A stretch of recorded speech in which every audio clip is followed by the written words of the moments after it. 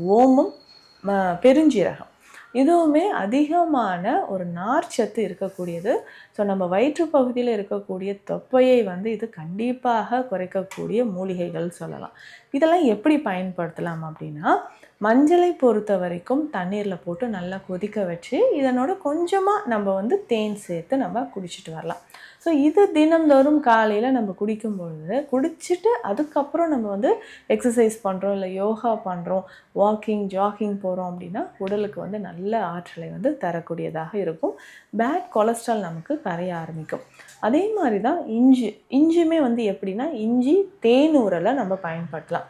இஞ்சி சின்ன சின்ன பீசஸாக கட் பண்ணி எடுத்துகிட்டு இதை நம்ம வெயிலில் உலர்த்தி ஒரு நாள் வெயிலில் வச்சு எடுத்து தேனோடு சேர்த்து நம்ம சாப்பிடணும். தேனில் ஒரு நாள் ஊறினதுக்கு பிறகு 2-3 துண்டுகள் காலையில் பிரேக்ஃபாஸ்ட்டுக்கு முன்னாடி ஒரு 10 நிமிடங்களுக்கு முன்னாடி நம்ம ஃபாலோ பண்ணிட்டு வந்தால் கல்லீரலும் நமக்கு பலப்படும், பேட் கொலஸ்ட்ரால் நமக்கு குறையும், தொப்பை நமக்கு குறைய ஆரம்பிக்கும்.